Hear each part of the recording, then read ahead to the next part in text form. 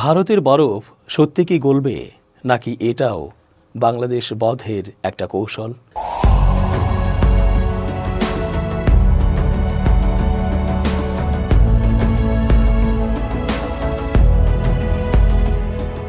আসসালামু আলাইকুম প্রিয় দর্শক, আশা করছি আল্লাহ পাকের রহমতে ভালো আছেন। চেঞ্জ টিভির আন্তর্জাতিক চোখ অনুষ্ঠানে আমি এস.জে. রতন স্বাগত জানাচ্ছি আপনাদের সকলকে। ইসরায়েল রাষ্ট্রটি থেকে একটা শিক্ষা কিন্তু নেবার আছে, তা হলো এই রাষ্ট্রসহ এদের দোসর রাষ্ট্রগুলোকে কখনোই বিশ্বাস করতে নেই। কারণ ইসরায়েল যেমন যুদ্ধবিরতি চুক্তি করার পরদিন থেকেই আবারও বিমান হামলা, ক্ষেপণাস্ত্র হামলা শুরু করে দিয়েছে, ঠিক একইভাবে ভারতকেও বিশ্বাস করা কতটা ঠিক হবে তা কিন্তু ভেবে দেখতে হবে বাংলাদেশকে। তারা নানাভাবে আমাদের ফাঁদে ফেলতে চাইবে, কৌশলে আমাদের সাথে সম্পর্ক ঠিক করে নিয়ে বিশ্বাস অর্জন করে হঠাৎই চোখ উল্টিয়ে ফেলবে। এটা মনে রাখতে হবে স্পষ্ট করে, না হলে মনে হয় পস্তাতে হবে। সাম্প্রতিক সময়ে ভারতের পররাষ্ট্র সচিব বিক্রম মিশ্রির কথা থেকে তা স্পষ্টই বোঝা গেছে। তিনি হাসিনা ইস্যুকে কোনো ইস্যু মানতেই নারাজ বলেছেন, খুব ছোট ও নগণ্য ইস্যু। অথচ এটা কোনোভাবেই ছোট ইস্যু নয়, ক্ষুদ্র প্রতিবন্ধকতা নয়, বরং অনেক বড় প্রতিবন্ধকতা। হাসিনা 16টি বছর শুধু নয়, বলা যায় স্বাধীনতার পর থেকেই ভারতের সাথে সখ্যতা করে বাংলাদেশটাকে করদ রাষ্ট্রে পরিণত করেছিল। বাংলাদেশটাকে ভারতের দুধেল গাই বানিয়েছিল। বাংলাদেশ থেকে ভারত শুধু নিয়েই গেছে, কোনো কিছুই দেয়নি, বা যা নিয়েছে তার চেয়ে খুবই সামান্য দিয়েছে। ফলে হাসিনার মতো শক্ত একটি শাসন ব্যবস্থাকে হঠাৎই 2 সহস্রাধিক তরুণ প্রাণকে শহীদানের তামান্না বরণ করে নিতে হয়েছে, পঙ্গুত্ব বরণ করে নিতে হয়েছে অর্ধলক্ষ ছাত্র জনতা সহ নানা শ্রেণী পেশার মানুষকে। এত বড় একটি ইস্যুকে মিস্ত্রি সাহেব ছোটবেলায় মেলা থেকে কেনা চিনি দিয়ে বানানো মিষ্টি মিশ্রির মতো করে হালকা করে উপস্থাপন করলেন। এটা তার দুরভিসন্ধি ছাড়া অন্য কিছু নয়। নিজের দেশে হাসিনাকে থাকার জন্য বাংলো আর উন্নত খাবার দাবার দিয়ে পুষে রেখে বাংলাদেশের বিরুদ্ধে লড়ছেন, আর ঢাকায় মিটিংয়ে এসে বলছেন ক্ষুদ্র প্রতিবন্ধকতা এটি। এর জন্য ঢাকা আর দিল্লির সম্পর্ক খারাপ হবে না। অন্তর্বর্তী সরকারকে এই বিষয়ে সজাগ দৃষ্টি ও সতর্ক থাকতে হবে। ন্যায্যতা ভিত্তিক সম্পর্ক ছাড়া বিশেষ করে বাংলাদেশের স্বার্থ যেন পুরোপুরি রক্ষিত হয়, সে বিষয়ে নজর বেশি করে দিতে হবে। মিস্ত্রি সাহেবের মধুর কথায় আমরা আনন্দিত না হয়ে আমাদের অ্যান্টেনা সতর্ক রাখতে হবে। ভারতের পররাষ্ট্র সচিব বিক্রম মিশ্রি জানিয়েছেন, বাংলাদেশের অন্তর্বর্তী সরকারের বিরুদ্ধে ক্ষমতাচ্যুত প্রধানমন্ত্রী শেখ হাসিনার বিবৃতিকে ভারত সমর্থন করে না। একই সাথে তিনি বলেছেন, এটি 2 দেশের সম্পর্কের একটি ক্ষুদ্র প্রতিবন্ধক। ভারতের বিরোধী দলীয় এমপি শশী থারুর নেতৃত্বাধীন পররাষ্ট্র মন্ত্রণালয় বিষয়ক সংসদীয় স্থায়ী কমিটির সামনে সাম্প্রতিক ঢাকা সফরের বিস্তারিত তুলে ধরার সময় তিনি এ মন্তব্য করেন। দ্য হিন্দু, ইন্দো এশীয় নিউজ সার্ভিস সহ ভারতের একাধিক গণমাধ্যম এ তথ্য জানিয়েছে। প্রতিবেদনে বলা হয়েছে, বাংলাদেশ সফর থেকে ফেরার 2 দিন পর ভারতের পররাষ্ট্র সচিব বিক্রম মিশ্রি দেশটির পররাষ্ট্র মন্ত্রণালয়ের সংসদীয় স্থায়ী কমিটিকে প্রধান উপদেষ্টা অধ্যাপক ডক্টর মোহাম্মদ ইউনুস সহ বাংলাদেশের অন্তর্বর্তী সরকারের শীর্ষ কর্মকর্তাদের সঙ্গে বৈঠকের বিষয়ে ব্রিফ করেন। বুধবার নয়াদিল্লির সংসদ ভবনের অ্যানেক্স বিল্ডিংয়ে 2.5 ঘণ্টারও বেশি সময় ধরে চলা ব্রিফে দেশটির 21 থেকে 22 জন সংসদ সদস্য উপস্থিত ছিলেন। ব্রিফিংয়ে শেখ হাসিনা ভারতের মাটিতে বসে তার রাজনৈতিক কার্যক্রম, বাংলাদেশের সংখ্যালঘুদের ওপর কথিত নির্যাতনের মতো বিষয় উঠে আসে। এ বিষয়ে স্থায়ী কমিটিকে বিক্রম মিশ্রি বলেন, ভারতের সঙ্গে বাংলাদেশের সম্পর্ক কোনো একক রাজনৈতিক দল বা সরকারের মধ্যে সীমাবদ্ধ নয়, বরং বাংলাদেশের জনগণের প্রতি মনোযোগ দিয়েই সম্পর্ক বিবেচনা করে ভারত।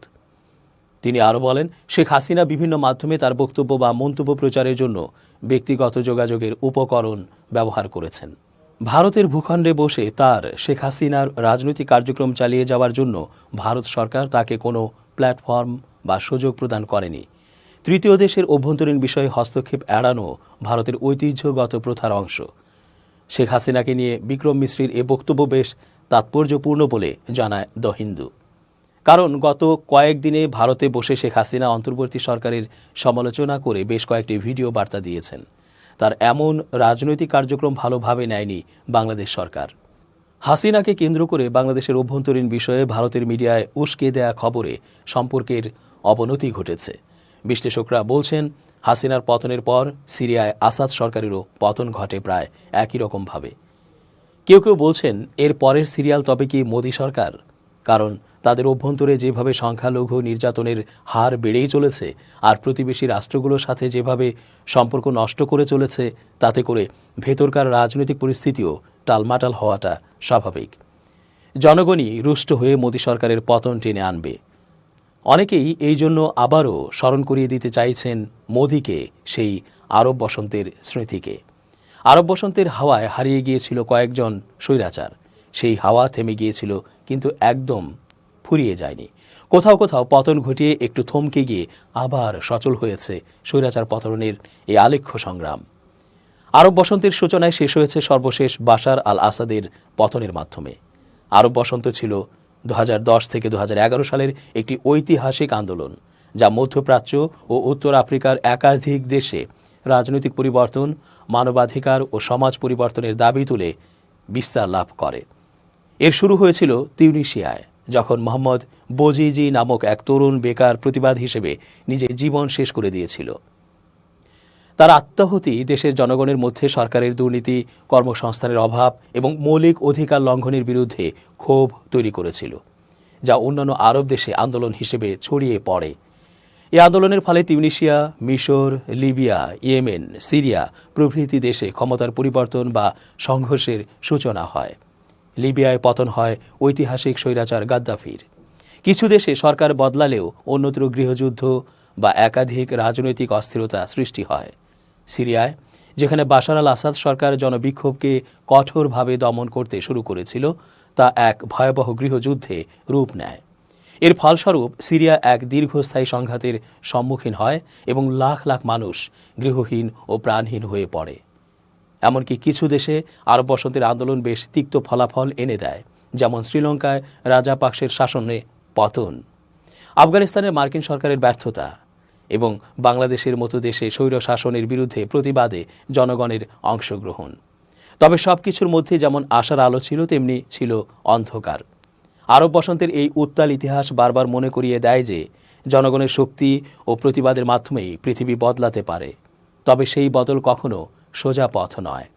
সিরিয়ার রাজনৈতিক ইতিহাসে 1970-এর দশক থেকে আসাদ পরিবারের শাসন ছিল এক কঠোর শাসন ব্যবস্থা, যেখানে বাশার আল আসাদ নিজেকে দেশের একমাত্র আধিপত্যবাদী নেতা হিসেবে প্রতিষ্ঠিত করেছিলেন।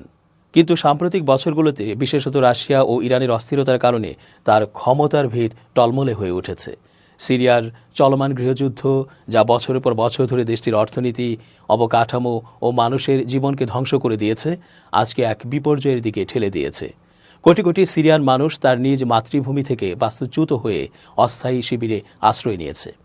কিছু অংশ দেশ ছেড়ে আশ্রয় নিয়েছে প্রতিবেশী দেশগুলোতে, যেখানে তারা প্রতিনিয়ত মানবিক সংকটের মুখোমুখি। 2021 সালের আগস্টে তালেবান আফগানিস্তানের রাজধানী কাবুল দখল করার পর তারা দেশের শাসনভার গ্রহণ করে। এর ফলে আফগানিস্তানে প্রায় 20 বছরের যুদ্ধের পর মার্কিন নেতৃত্বাধীন নেটো বাহিনীর উপস্থিতির সমাপ্তি ঘটে এবং আফগান সরকারের পতন ঘটে। তালেবান পুনরায় ক্ষমতায় আসার পর তারা একটি ইসলামী সরকার প্রতিষ্ঠা করেছে। শ্রীলঙ্কার প্রেসিডেন্ট গোটাবায়া রাজাপাকসের পতন 2022 সালের জুলাই মাসে ঘটে, যখন দেশের অভ্যন্তরীণ অর্থনৈতিক সংকট চরম আকার ধারণ করে এবং জনগণের প্রতিবাদ প্রবল হয়ে ওঠে। শ্রীলঙ্কার দীর্ঘদিনের অর্থনৈতিক মন্দা, ঋণের বোঝা, খাদ্য ও জ্বালানির সংকট এবং মূল্যস্ফীতি রাজাপাকসে সরকারের উপর জনগণের ক্ষোভ বাড়িয়ে তোলে। মানুষ রাস্তায় নেমে আসে, হাজার হাজার নাগরিক রাষ্ট্রপতি ভবনে প্রবেশ করে এবং সরকারের পদত্যাগের দাবিতে বিক্ষোভ করে। অবশেষে 9 জুলাই 2022 প্রেসিডেন্ট রাজাপাকসে পদত্যাগ করতে বাধ্য হন এবং দেশ ছেড়ে পালান। বিশ্লেষকরা বলছেন, বাংলাদেশ সহ অন্যান্য প্রতিবেশী রাষ্ট্রের সাথে ভারতের সম্পর্ক ধীরে ধীরে খারাপের দিকেই যাচ্ছে। এই অবস্থায় ভারতের অর্থনীতি প্রায় তলানিতে।